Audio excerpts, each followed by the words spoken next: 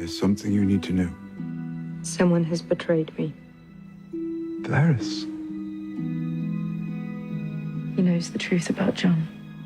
He does. Dany's an incredibly strong person. She's also someone who has had really close friendships and close advisors for her entire run of the show. You look at those people who have been closest to her for such a long time, and almost all of them have either turned on her or died, and she's very much alone. And that's a dangerous thing for someone who's got so much power to feel that isolated. So at the very time when she needs guidance and those kind of close friendships and advice the most, everyone's gone.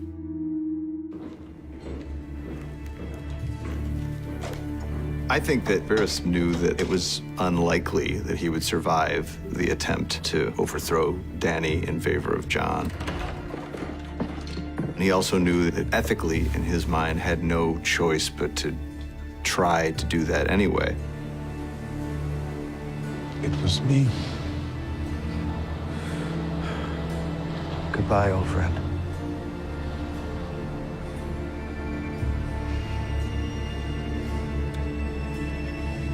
I think that Tyrion is saying goodbye to his best friend in the world outside of his brother. Dracarys.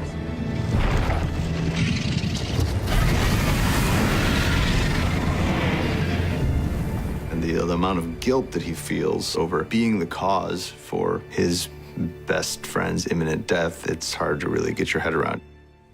I don't have love here. I only have fear. You will always be my queen.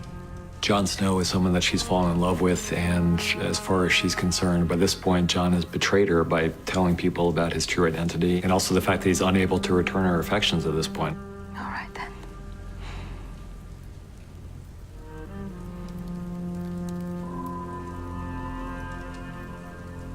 Let it be fear. I think that when she says, let it be fear, she's resigning herself to the fact that she may have to get things done in a way that isn't pleasant, and she may have to get things done in a way that is horrible to lots of people. Mercy is our strength. Our mercy towards future generations. He will never again be held hostage by a tyrant. She chose violence. A Targaryen choosing violence is a pretty terrifying thing.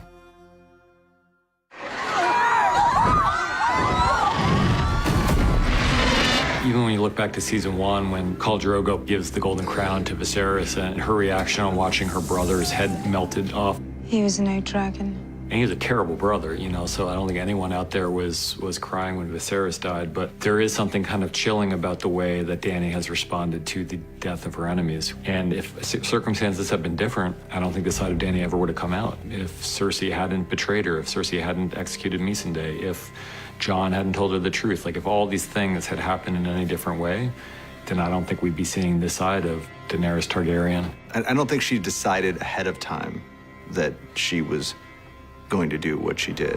And then she sees the Red Keep, which is to her the home that her family built when they first came over to this country 300 years ago. It's in that moment on the walls of King's Landing when she's looking at that symbol of everything that was taken from her, when she makes the decision to make this personal.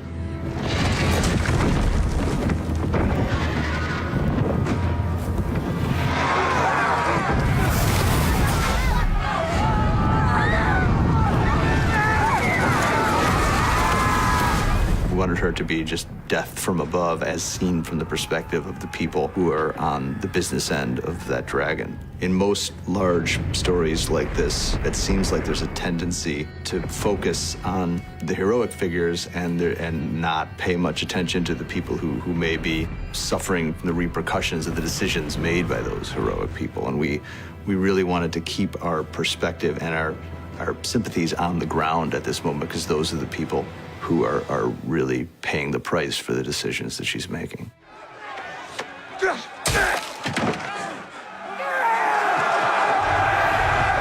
I think that Jon is also in a kind of denial. At first, the siege is a war. Soldiers killing soldiers. That's what war is. I think Jon is someone who's always been a very good soldier, who's never enjoyed being a soldier. He's been trained as a fighter from the time he was a little boy. He's quite good at it. He's quite good at leading men into battle, and he also hates it. I think for him, it all starts out seeming like it's gonna work out, and then it turns into a nightmare. When she takes off and starts burning the city, the Unsullied on the ground and the Northmen on the ground take that as their cue that it's a moral free-for-all. The good guys are behaving like the bad guys, and the bad guys in this shot are the ones who are doing all of these horrific things around him, who are his own men. The moral lines that he's drawn for himself in his own life can't be maintained for everyone in all situations.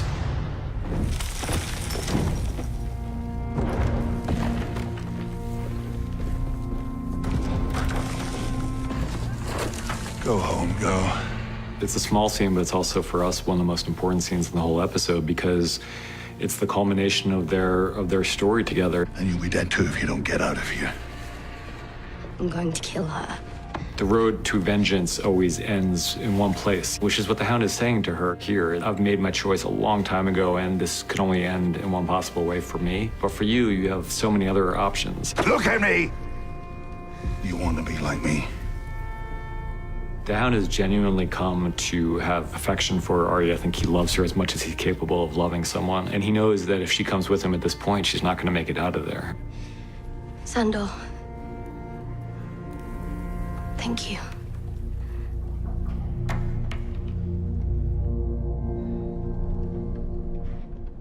Hello, big brother.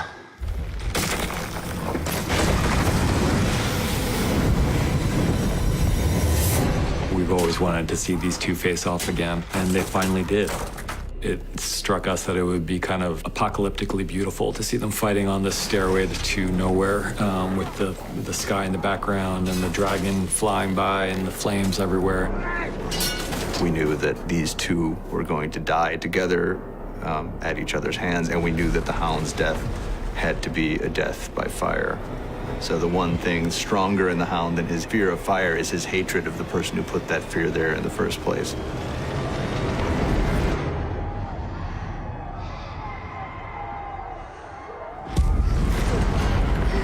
It feels like you needed a perspective to carry you through this horror, like you need a Virgil to take you through the hell that Dany's building. The reason we decided to follow Arya out of King's Landing and to see the fall of King's Landing through her eyes is something that we talked about with an earlier episode. You just care a lot more when you're with a character that you care about. So if we saw a lot of extras running around on fire and buildings falling apart, it might have been visually interesting, but it wouldn't have had much of an emotional impact. But when you're there on the ground with Arya, who's one of the people we care the most about, then everything takes on that much more of an edge. We knew that the Hound would be convincing her to part ways with him and to not go to her death. And once she decides she needs to get out of the city, well, she's in the worst possible place you can be. So she's got to get from that central point all the way outside the walls of the city. It's the longest, hardest journey anybody has to make in the entire episode.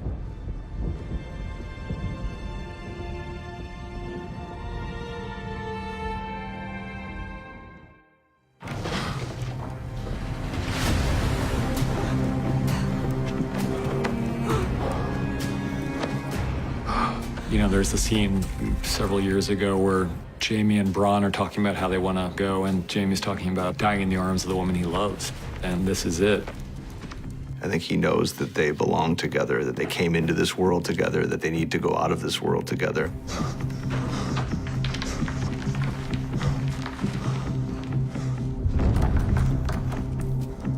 Once he goes through the various exits and they're all clogged up with rubble and there's no way out, and he knows there's no way out, he's just trying to calm down the woman he loves because he knows this is it. Look at me!